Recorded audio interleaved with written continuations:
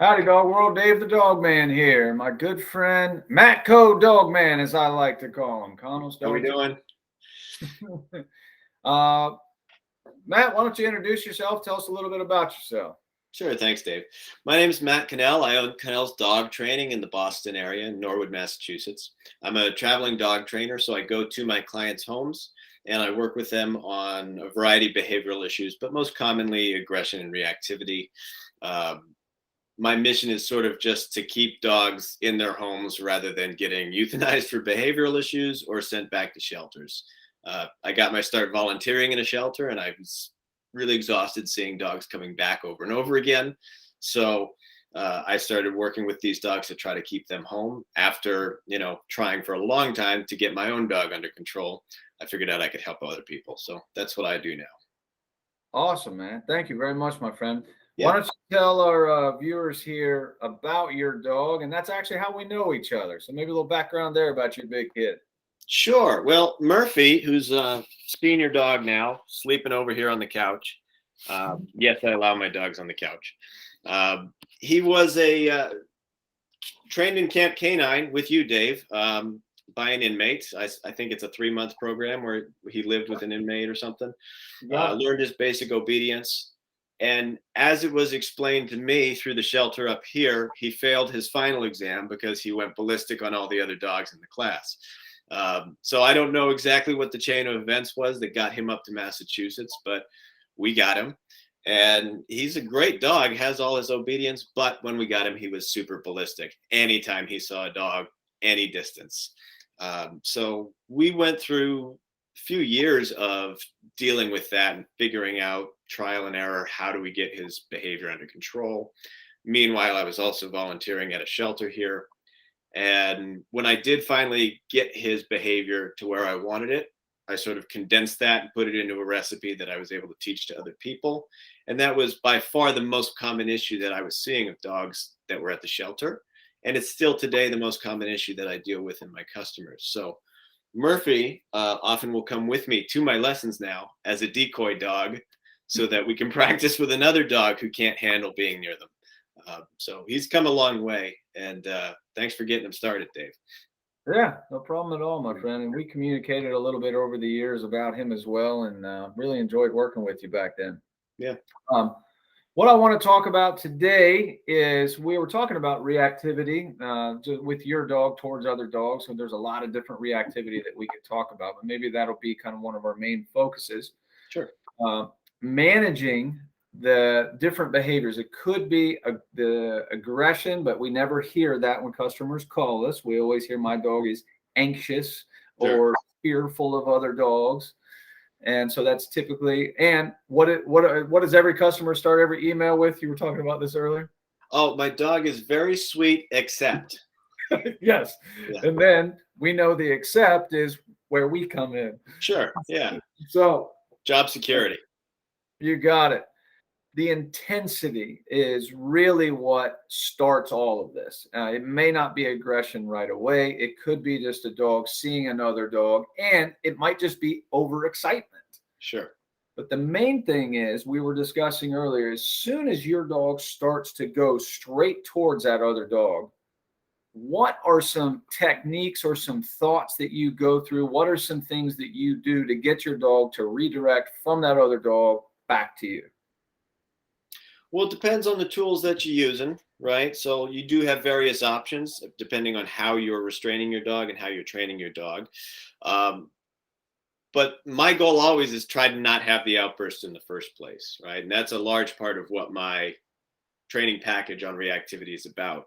But if you're already in the midst of the outburst, you do have to restrain them in some way and get through it so that you can take that next repetition and make it better the next time around.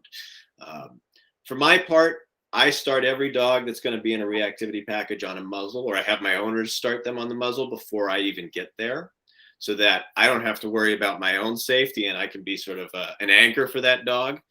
And I'll essentially just hold tight and let that leash hold it up to my chest and let them bounce around until they get it out of their system. If I can get them away from the distraction, if I can get them around a corner, behind a wall, behind a car, so we break line of sight with whatever's pissing them off, I'll do that. But at that point, I'm really just trying to get out of the situation so we can tackle it again the next time around. But Dave, you started to tell me earlier about a new technique you've been working on that helps you restrain some of these dogs more safely and that helps calm them down a little bit faster. Yeah, thank you, Matt. So a leash trap is what I was discussing. And real quickly, you brought up something that triggered something in my mind before I get to that. Sure. The 3 Ds of dog training. I learned this from an old school dog trainer. Oh, I shouldn't say that. It's a woman. Whoops. Sorry, Jean Donaldson. never say an age, but long time trainer. There we go. That's better, Dave. Yeah. Jean Donaldson, the 3 Ds of dog training. The distance, what you mentioned. Sometimes if I get into a hot button situation, I've got to create that distance just to get away from whatever that stimulation is. In this situation we're talking about is another dog. Mm-hmm. The duration, if I can get distance and get them out of sight, then they can start to cool down a little bit. Yeah. And then the distraction. Now, if I already know I have a reactive dog, I'm traditionally going to try to find a calmer dog to start that reactivity work with, because I don't want another dog challenging them in the face. For sure. But sometimes you don't have that option. And you've just got a red hot dog in a red hot situation, and you can't get out of that situation. You can't redirect the dog back to your motivators, whether it be treats or toys or petting or verbal praise. And that 5th reward, we didn't discuss this earlier, but this is a great one to throw in there, is when you get out of sight, that 5th reward, that removal of pressure, helps them start to cool down and reset. So if I can't get my dog out of that situation to help him reset to get him back, then we get into what's called a leash trap. And this leash trap, I discovered in working with inmates, like you mentioned, you got your big guy Murphy from at Camp Canine. Yep. Imagine in this scenario, you've got 1,000 inmates, you've got 20 dogs, 20 dog handlers. So there's a lot of stimulation. But again, we'll stick with this dog theme. So what could happen as one of the guys is standing here with a reactive dog, another one might come straight out of the building. So there's not much option. There's nowhere for him to go. Right. So when that happens, what we've designed is called a leash trap. And with that leash trap, Pete, sit. By the way, Mr. Pete here is not reactive towards other dogs. The only thing he reacts to is food. He loves it. That's helpful. Because him's a Labrador. So if I've got a dog that is reactive, especially moving forward, I'm going to pull in this height anyway, from my left hip up towards my right shoulder, and I'm going to pull his head against my leg. So that way, as he's trying to go forward, I can pull him back against me. Sometimes, Matt, I'm sure you would agree, you've got some customers with some large dogs. We were just talking about Great Danes a minute ago. Yeah. You got large dogs and sometimes smaller people. So we've got to use as much leverage and physics as possible. Mm-hmm. So if I pull him up against my leg and pull back with both hands, now he's locked up against that thigh. With smaller dogs, the leash might have to trap underneath my knee. But now at least I'm in a secure place where he can't launch forward anymore. If I do have leash and collar pressure, here usually with reactivity, I have a slip training collar on him. Mm-hmm. Could be a martingale. I don't prefer buckle collars. They can pull out of them a lot of times. Harnesses, quick note, harnesses were designed for 2 reasons. To make it comfortable to pull for Iditarod dogs. Good job for your sled dog team. 2 is seat belts. That's the only 2 reasons. Anyway, so from there, leash trap. Well, I'd go for 3, right? So 3 pulling for some other reason, right? Oh, yeah. Tracking dogs might be on a harness. Maybe it's a guide dog and the dog does need to sort of pull the owner around. There are valid reasons where a dog may be allowed to or even preferable to pull. But certainly in the context of what we're dealing with when we've got behavioral issues, we want 0 pulling. Thanks for those other tidbits. I appreciate it. All right. So back to that leash trap just real quickly. So I'm pulling him against my body. That way, a couple things happen. 1, he can't go forward. He can't go backwards. 2 is because he is against my body, he's going to start to slow down a little bit. He's actually getting a small pet from the side of my leg, which will help him calm down. Pete, hold on. You're a good boy. You worked hard. So once I see him start to calm down, that's when I'm going to get back into those motivators. Mhm. A nice, soft, important, soft, good boy, a soft pet. I'm not usually going to do a whole lot of food at this point because sometimes that can overstimulate. Totally. I would love some feedback from you, my friend. Some thoughts that you might have about that leash trap. Something you may add. Something you may change. What comes to mind for you? Well, I love it. I love that it is entirely based. Well, it's self-inflicted essentially, right? The dog can escape it very quickly by calming down and taking their focus off of the distraction, whether it's person, another dog, another animal of some kind, car, whatever it is that their intent is towards. They can escape that leash trap by turning their attention towards you, which is where you're essentially forcing them to turn it. I also love that it is based entirely on escaping gentle pressure, right? So everything I do with dogs, whether we're dealing reactivity or even basic obedience, I introduce some element of gentle leash pressure so that we're guiding the dog into a movement rather than simply doing food lure. Once we're beyond about 4 or 5 months of age, I want to have some element of pressure in there so that I can make sure the dog does succeed that repetition. So there's no failed repetition. I call it forced success with my clients.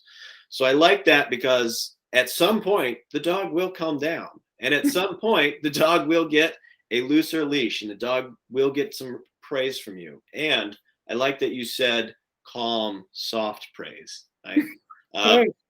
Most dog owners, myself included, we're very good at amping our dogs up, and we're very good about the and being the dog's cheerleader, but that's often not what we need when we're trying to relax a dog, especially after an outburst. So taking that moment to take a breather and more softly be like, hey, nice job. Thanks for chilling out. Let's move on and go do this other thing that we had in mind and come back to this when you're feeling a little bit better. That's a good way to look at it so that the dog doesn't get ramped right back up into a second outburst. Yeah. I love it. Thank you very much for your feedback, my friend. That makes me happy because it's experienced dog trainers like yourself that I like to kick these ideas off of.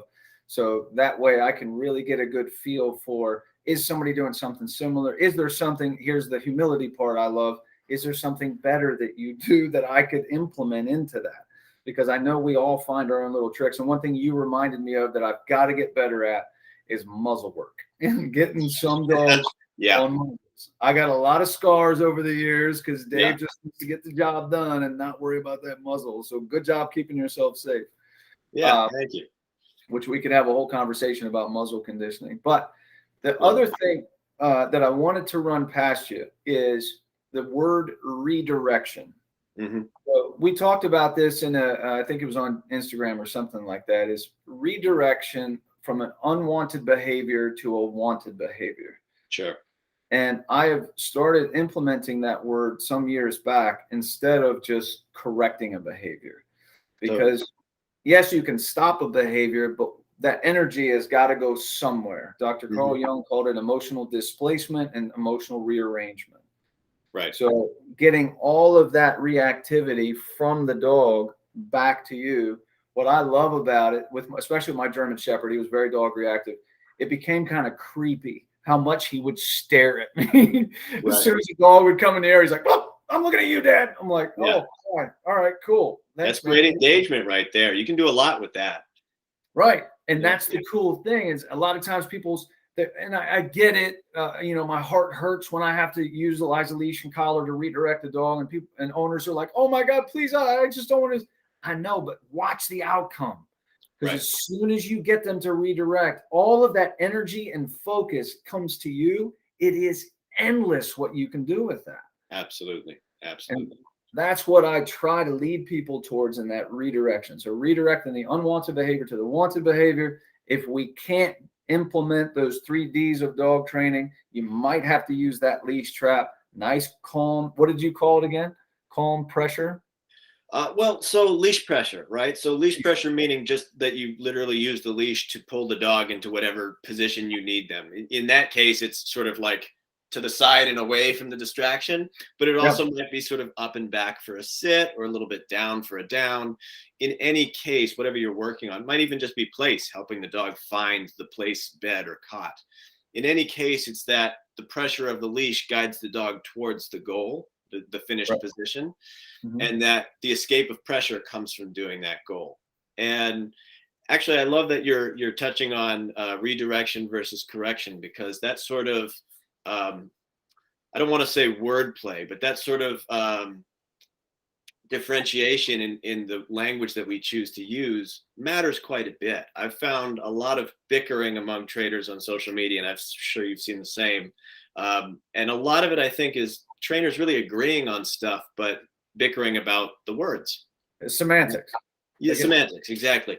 And leash pressure, in many cases, has become a euphemism for a harsh leash correction or harsh jerk on the leash, which isn't really what I'm talking about when I'm saying leash pressure. So there's certainly a time and a place for a leash correction if you're using a corrective collar, but leash pressure is gentle guidance, and corrections don't have to be a euphemism for being harsh with the dog either. Corrections could be redirecting a dog into a better behavior. And there are different ways to do that. You could do that with the sound of your voice, grabbing the dog's attention. You can do it with the wave of your hand. You could poke them in the side. You could tap the leash a little bit. You could use an e-collar. Depending on whatever it is you're doing, there are many ways to correct or redirect or provide pressure. The idea is exactly as you said, redirect the dog away from whatever it is they're doing and back onto you so you can guide them into something else. Yep, I love that, man. And here's the one thing I've been really using. And when I see a dog, let's say I've already been over this idea of don't pick up a shoe, a sock, a hat, a shirt, paper towel. Mhm. As soon as they go for the garbage can, that's a big one. At first, that leash pressure is going to be very light, and I'm just redirecting them back to me, back to those motivators. Totally. Then what will eventually happen is I will increase pressure. And I've been saying something called, and I didn't realize what I was saying at first, but it works. It's a double tap, and it's a tap, tap. Now, Sure. I said double tap to an ex-military man, and he said, "You mean double tap?" And I'm like, no, Not a double tap. double tap. He's like, "Oh, okay." And I was like, Yeah. man, I need to maybe change this language with some people. Yeah. Yeah. But as I'm turning, then I'm giving that leash a nice little double tap, and then I can increase speed if I need to. What I found is, and I would love your feedback on this, owners' timing is always off because they don't have our experience. They don't know it's coming. Mm-hmm. So what happens is the dog gets to the end of the leash first, and then they take action. Well, if they just do one, Mm-hmm. then they're only pulling the dog away. But with this little double tap, the first one pulls slack, and then the second one is actually what gets the dog's attention. Absolutely. So Yeah. I've been leaning more in that direction here recently. Was just doing it with a couple of border collie mixes before we jumped on this call. But any thoughts on that? Yeah, I mean, it depends on specifically what the issue is that you're working on. But yeah, I mean, double tap is a good way to put that slack back in the leash for an owner who has not the reflexes yet, or I guess the coordination. It's not really that they have a reflex problem. They haven't done it enough that they have the correction in before the leash has already gone taut. And then it just becomes a pull, which drives the dog's frustration in the direction of whatever it is they were after. In that case, the garbage can. So yeah, the double tap's a great way to sort of pull the dog a little bit back towards you, give them slack again, and then get your leash tap in, your little leash correction. But the other thing I find is helpful is to use the owner's own momentum against the dog, so to speak, right? So that usually happens when we're working on heeling or loose leash walking, where you start walking in one direction and the dog starts to race ahead, and you just turn around and go the other way. And the dog finds the end of the leash really, really fast. And the dog sort of shakes it off and goes, "What the heck?" And then they just turn around and take off after the owner. Yeah. And by doing the turnaround drill, I find that generally helps owners get a sense of the timing. Yeah. Because I try to explain it to them like, you want to turn as soon as the dog passes you, not when the dog is at the end of the leash, right? As soon as their head gets past your hip, we're working on turning around. And if the owner is already thinking about that, then they can also start to think in other contexts of getting the turn in before the dog goes after whatever, dog garbage, shoe, Right. sock, whatever it is that the dog's into that they shouldn't be after, they can get their little leash correction in if that's what we're using before the dog is already straining at the end of that leash. Yep. And so you're bringing up one of the biggest differences, in my opinion, of the difference between an experienced handler and a new handler. Mm-hmm. And the word is timing. The Sure. timing is just off. What I also find, and I love what you said, that turn away. So the walking exercise, which means just for me, general left loose leash, that turn away is follow the leader. Right. And then the opposite is when I turn into the dog has to back up or yield. Sure. So that's yield to the leader. Mm-hmm. So follow the leader, yield to the leader. Now, with that said, here's where it gets interesting. What do you typically, how do you have your owners reward their dogs during a walking exercise? Because it's tricky because they're moving their feet, their leash, they're looking at their dog. Yeah. So kind of going with those 5 major motivators. You may have something else as well, but food, petting, verbal praise, toy, removal of pressure. What have you found in the reward system that works in that sneak away? Because it's a quick timing. Yeah, it does depend a bit on what the dog's issue is, right? So if the dog is way wired, I'm going to tend to use much calmer reward systems, right? I'm going to do more soothing praise and like, that's a good job, and release of pressure and all that stuff. I mean, to be fair, all the dogs are experiencing release of pressure when they turn with us, but I'm going to tend towards the softer rewards. If the dog has a confidence issue, they're maybe really scared to be out, or they're like really surprised that they hit the end of the leash because they didn't turn fast enough, I might tend to use more food and more peppy, excited praise. Hey, good boy, to try to bring them up because I want their confidence up. But probably the majority of dogs that I work with, because I do so much reactivity and aggression, they're already pretty high. So generally we want them to just be, they're enjoying the walk for whatever reason. So I want them to get the release of pressure by turning with me. And then when I have a safe opportunity to do so, I will give them sort of a jackpot reward in the form of, hey, let's go over here and you can sniff all you want around this cluster of bushes, right? I like that. So, and that's another thing that a lot of owners struggle with is like, if we're doing all this pivoting and turning and leash correcting and healing, when does my dog get to relax and be a dog? Well, they still get to do that, just not all the way down the street. Pick a spot, right? And pick a spot where you're not going to be ambushed by your neighbor's dog. Right. So Thank you. A way to give them that 2, 5, 10 minutes of relaxation halfway through your walk, 2/3 through the walk, I find is a good release for the dog that actually lets them chill out. And then they're much more inclined to follow you again going forward. Very cool. Thank you. One last topic, and you just brought it up to me. So something I've been working on recently is my owners are strapped for time. No matter what, they're going to interact with their dog at some point throughout the day. So I'm looking at 3 types of stimulation that I want them to do every single day. One is, you brought it up just a minute ago, let the dog exercise their nose, their olfactory. They're a million times, what is it? They have 100 million olfactory senses. It's a lot. It's a lot of zeros. Yeah. Ridiculous. So exercise their nose, take them out, let them sniff around somewhere they haven't sniffed around, down the street, whatever, get that olfactory tapped in. If you can take them for a hike, even better. They can get high on nature. The second thing is focus drills, that walking exercise, healing, sit, stay, down, come, anything that gets that relationship built with you, high motivators the whole time. The third thing is all out exercise, just ball play, running in a field, frisbee. So I want to exercise their body. I want to exercise their mind, and also let them exercise their nose. Sure. Those have been the 3 things that are kind of standing out to me here recently. Do you have anything on those 3? Do you have another one that stands out in your mind? Just give me some feedback on that. No, I think that's a really good, well-rounded approach. I mean, there's all kinds of enrichment toys and enrichment games that are gaining in popularity, and I think those are wonderful. But I tend not to think about, well, first of all, I tend to approach my clients from a problem solving perspective. So I zero in on exactly what's going to help this dog and this owner with their particular set of problems, right? So depending on the dog, I might focus more on, let's do some relaxing stuff to chill that dog out, or let's do more of the mind game stuff to really bring their confidence up and get them working and problem solving. But I tend to look at it from the context of training is life and life is training, right? I don't do training sessions with my dogs. Now I do training sessions with my customers because I'm paid by the hour, but you live with your dog all the time, right? So you're always telling them stuff that you want them to do, and they're teaching you to do things at the same time. You're always bouncing off each other.